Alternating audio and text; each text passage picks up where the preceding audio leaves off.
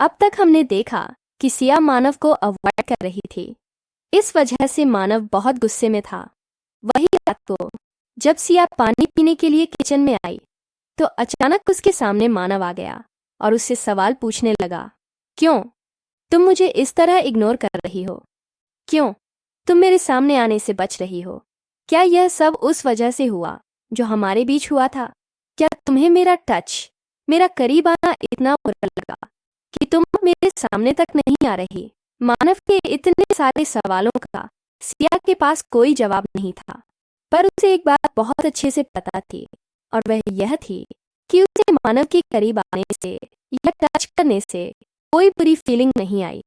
बस एक अजीब सी फीलिंग उसके अंदर तब आ रही थी जिससे वह अनजान थी। ऐसी फीलिंग उसने कभी महसूस ही नहीं की थी। मानव उसका चेहरा अपने हाथों में लेते हुए उसे अपनी आंखों में देखने के लिए मजबूर करते हुए कहता है, डार्लिंग, मुझे जवाब चाहिए। जिस पर सिया हल्की सी सियासत लाते हुए कहती है, ऐसा ऐसा कुछ नहीं है जैसा तुम सोच रहे हो। मैं तो बस स्टडी कर रही थी और कुछ नहीं। मानव उसके चेहरे पर हल्की सी पकड़ करते हुए कहता है, झूठ। ठीक है, आज से ना मैं तुम्हारे करीब आऊंगा, ना ही तुम्हें टच करूंगा। इतना बोलकर वह सिया को एक झटके से छोड़ देता और वहां से जाने लगता। उसने अपने कदम आगे बढ़ाए ही थे कि अचानक उसके कदम रुक जाते हैं। पीछे मुड़कर अपने हाथ को देखता है जिसे सिया ने पकड़ा हुआ था, और वो उसे देख रहे थे। मानव अब भी बिना कुछ कहे बस यूं ही खड़ा रहा। सिया उसका हाथ पकड़ती है और धीरे धीरे बोलना शुरू करती है, खड़ूस, तुम जैसा सोच रहे हो वैसा कुछ नहीं है, और ना ही मैं तुम्हारे छूने से या करीब आने से अनकंफर्टेबल फील करती हूँ या कुछ और। मुझे खुद समझ नहीं आ रहा कि मेरे साथ क्या हो रहा है। यह कैसी फीलिंग है? यह क्या है? मुझे समझ नहीं पा रही। वह सब के बाद मुझे तुम्हारे सामने आने की, तुम्हारी आंखों में देखने की हिम्मत ही नहीं हो रही थी। मुझे बहुत बेचैनी हो रही थी। मुझे समझ नहीं आ रहा था कि मैं तुम्हारा सामना कैसे करूं। बस इसीलिए मैं। मानव उसकी तरफ उड़ता है और उसके कमर पर हाथ रख उसे अपनी ओर खींचता है, पर उसकी आंखों में देखते हुए कहता है, क्या तुम सच बोल रही हो या यह सब बस मुझे बोलने के लिए बोल रही हो? आंखों में आंखें डालकर जवाब दो। जिस पर सिया उसकी आंखों में आंखें डालकर हिम्मत से कहती है, मैं सच कह रही हूं। जिंदगी में बहुत कुछ देखा है, अपनों को पराया बनते देखा है, बहुत कुछ सुना, सहा और देखा। हर एक चीज बर्दाश्त की इस उम्मीद में कि एक दिन जरूर मुझे मेरे हक का प्यार जरूर मिलेगा, पर यह कभी नहीं हुआ। सबने मुझे, मेरी राह की उम्मीद को बीतते समय के साथ कुचला गया। हर पल मुझे एक चीज जताई गई कि मैं एक बहुत कमजोर, पागल इंसान हूं, जिसे कभी ना किसी का अपना मिलेगा, ना परिवार, क्योंकि मैं उसके लायक नहीं। जिस परिवार के लिए अपना सब कुछ छोड़, अपनी पहचान, जिसे सालों की मेहनत और दिन रात काम करके कमाया था, सब जोड़ दिया, जिनके लिए उन्होंने मुझे कभी अपने की नज़र से तो छोड़ो, मुझे नहीं लगता कभी इंसान की तरह भी समझा। पर तुम। अब तक हमने देखा कि सिया किसी मानव को इग्नोर कर रही थी। इस वजह से मानव को बहुत ज्यादा गुस्सा आ जाता है, और जब वह इस बारे में सवाल करता है तो सिया उसकी बात टालने की कोशिश करती है। यह बात मानव को बिल्कुल भी पसंद नहीं आती, इसीलिए वह गुस्सा होकर वहां से जाने लगता है। यह देखकर सिया जल्दी से आगे बढ़कर उसे रोक लेती है।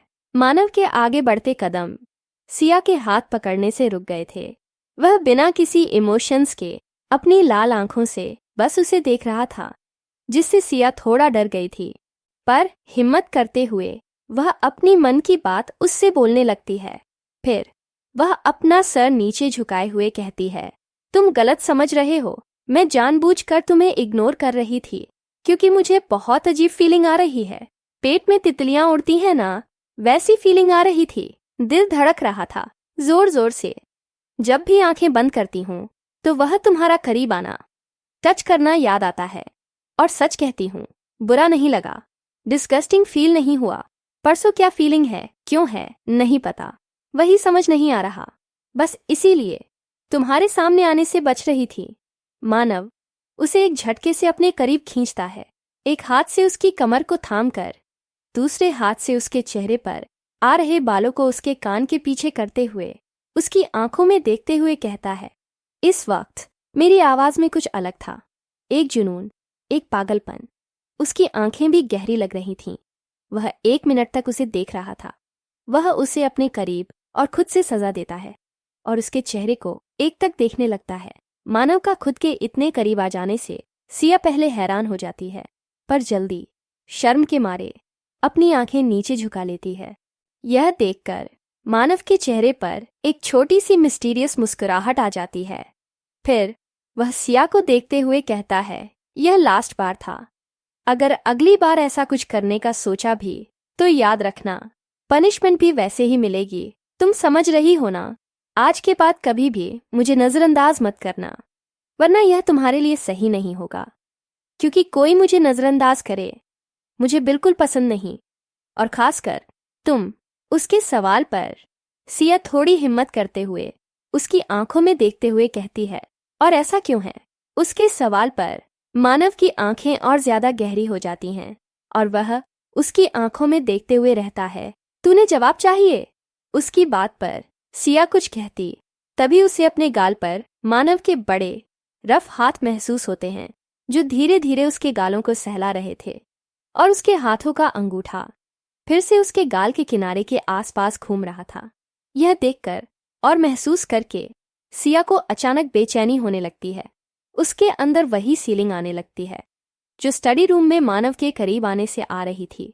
उसकी दिल की धड़कन धीरे धीरे तेज होने लगी थी, इतनी कि वह मानव भी साफ सुन सकता था। मानव का चेहरा धीरे धीरे उसके चेहरे के करीब आ रहा था, इतने करीब कि उसे अपने चेहरे पर मानव की गर्म सांसें महसूस हो रही थीं। उन दोनों की सांसें आपस में मिल रही थीं और यह सिया साफ साफ महसूस कर रही थी। वही मानव की नजर बस सिया के चेहरे पर थी। जो क्या था? उसके वह चेहरे जैसे लाल होंठ जो वह बार बार अपनी जीभ से गीले कर रही थी। उसकी दिल की वह तेज धड़कन जो मानव आराम से सुन रहा था। उसके चेहरे पर आ रही बेचैनी भी उसे अपनी ओर अट्रैक्ट कर रही थी। मानव धीरे से अपने अंगूठे को उसके गाल पर रख उन्हें सहलाने लगता है और अपनी नाक से उसके चेहरे पर उसके ऐसे करने पर सिया को घूंसे बम्स आने लगते हैं। उसे बहुत बेचैनी होने लगती है। उसे अपने अंदर कुछ बेचैनी होने लगती है। मानव अपनी थोड़ी धीमी मगर कोल्ड आवाज में कहता है, तुम्हें पता है डार्लिंग, मुझे सबसे ज्यादा गुस्सा कब आता है? जब कोई मुझे डिसरिस्पेक्ट करता है और मुझे गुस्सा दिलाता है। और आज तुमने वह दोनों किए ना, जिस पर सिया अपने आंखों में डर लिए बस हल्का सा अपना सर हिला देती है। यह देखकर मानव के होठों की खोने हल्के से ऊपर उठते हैं। फिर वह आगे कहता है, अब तुमने इतनी सारी गलतियां की हैं तो इसकी पनिशमेंट तो मिलनी चाहिए ना। यह बोलते हुए उसकी नजरें सिर्फ सिया की ओर थीं। वही पनिशमेंट सुनकर सिया के मुंह से अचानक ही निकलता है, पनिशमेंट? कैसी पनिशमेंट? वह इतना बोल ही पाई थी कि अचानक उसकी आंखें बड़ी बड़ी हो जाती हैं और उसकी हाथों की पकड़ मानव की शर्ट पर टाइट जाती है, क्योंकि मानव ने अपने ठंडे रफ होंठों को सिया के छोटे पतले नरम गुलाब की पंखुड़ियों जैसे होठों पर रख दिए थे। वह ज्यादा मूवमेंट नहीं कर रहा था। उसने बस उसके लिप्स के खिलाफ अपने लिप्स को दबा रखा था और हल्का हल्का प्रेशर उसके लिप्स पर बनाते जा रहा था। फिर धीरे धीरे उसने उसके होठों पर छोटी छोटी किसें करना शुरू कर दिया। उसके ऐसा करने से सिया की बॉडी कांप उठी, पर मानव अब पूरी तरह से आउट ऑफ कंट्रोल हो गया था। धीरे धीरे उसने सिया के होठों को अपने मुंह में ले लिया और उन्हें धीरे धीरे चूमने लगा। वहीं सिया पुतले की तरह खड़ी थी। अभी भी उसकी आंखें बड़ी बड़ी थीं और वह एक तक मानव को देख रही थी। वहीं मानव उसके अपर लिप्स को तो कभी निचले होठों को अपने होठों में भरकर उसे चूम रहा था। पर जब उसने किया का ऐसा रिएक्शन देखा तो उसने एक हाथ से उसके आंखों को बंद कर दिया और धीरे से अलग होकर कहा, फील करो बस, और अगर तुम्हें पसंद ना आए तो उसी वक्त मुझे धक्का दे देना। यह बोलकर उसने फिर एक बार अपने लबों को सिया के लबों से मिला दिया और इस बार वह नॉर्मल की तरह नहीं कर रहा था या बस लिप्स को टच नहीं कर रहा था। इस बार वह पूरे फैशन के साथ सिया को किस कर रहा था। धीरे धीरे उसने अपने दोनों हाथों को सिया की कमर पर रख दिया और उसे किस करने लगा। मानव की बात सुनकर, उसकी छुअन से और उसकी इस नज़दीकियों से सिया थोड़ी थोड़ी बहकने लगी थी। उसके लिए यह सब बहुत अलग एहसास था, क्योंकि पिछले जन्म में और इस जन्म को मिलाकर यह उसकी पहली किस थी। बेचारी को इस बारे में कुछ पता ही नहीं था और ना ही कोई एक्सपीरियंस था, पर वह बिना कुछ सोचे समझे मानव की बात सुन रही थी। उसे मानव की बॉडी से आ रही वह सेडेक्टिव स्मेल अपनी ओर अट्रैक्ट कर रही थी और वह भी अब उस एहसास को एंजॉय करने लगी थी। भले ही वह किस करना नहीं जानती थी, पर फिर